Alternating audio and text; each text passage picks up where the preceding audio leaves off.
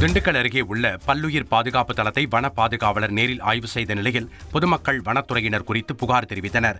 திண்டுக்கல் மாவட்டம் நத்தம் அருகே காசம்பட்டியில் உள்ள பல்லுயிர் பாதுகாப்பு தளத்தை தமிழக முதன்மை வன பாதுகாவலர் விஜயேந்திர சிங் மாலிக் நேரில் ஆய்வு செய்தார்.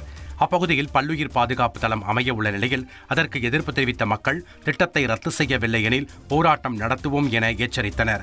மேலும் அப்பகுதி வன காவலர்கள் தங்கள் மீது பொய் வழக்கு போடுவதாகவும் குற்றம் சாட்டினர். இப்ப சொன்ன மறு நிமிஷமே அவர் என்ன வேலையும் பார்க்க மாட்டாரு. இதுக்கு வந்ததுக்கு எங்க மேல 7 கேஸ் போட்டு உள்ள தள்ளுவாரு. இது அவர் செய்வாரு செய்ய மாட்டாரு. சத்தியம் பண்ண சொல்லுங்க. அவரை இந்த கோயில் சத்தியமெல்லாம் பண்ண வேணா ரெக்கார்ட்ல எழுதி கொடுத்து சொல்லுங்க. ரெக்கார்ட்ல எழுதி கொடுத்து சத்தியம் பண்ண வேணா ரெக்கார்ட்ல எழுதி கொடுத்து சொல்லுங்க. அவர் வந்து அந்த வேலையை தான் சார் பாத்துக்கிட்டு இருக்காரு. அவர் எல்லாத்தையும் அதே மாதிரி தான் சார் பண்ணியிருக்காரு. அவர் வீம்படி அதான் சார் பண்ணியிருக்காரு. பேசுறோம் அவருக்கு சில விஷயம் தெரியாது. I think private limited company ஆரம்பிக்கலாமா இல்ல பார்ட்னர்ஷிப்ல ஆரம்பிக்கலாமா? எது கன்ஃபியூஷன்? ஒரு எக்ஸ்பர்ட் கிட்ட பேசிடுவோம். எப்படி? பாஸ் வாலா be the boss.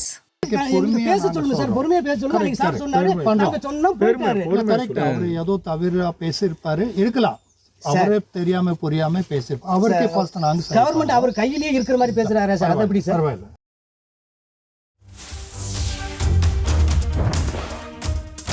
கோவையில் பாஸ்போர்ட் ஆவண சரிபார்ப்புக்கு லஞ்சம் பெற்ற தலைமை காவலரை லஞ்ச ஒழிப்பு போலீசார் கைது செய்தனர். கோவை மாவட்டம் மலுமிச்சம்பட்டியைச் சேர்ந்தவர் கிருஷ்ணமூர்த்தி. இவரின் மனைவிக்கு பாஸ்போர்ட் புதுப்பிக்க விண்ணப்பித்த நிலையில் அதனை சரிபார்க்கும் பணிக்காக காவல் நிலையம் அழைக்கப்பட்டார். அப்போது தலைமை காவலர் ரமேஷ் 500 ரூபாய் லஞ்சம் கேட்டுள்ளார்.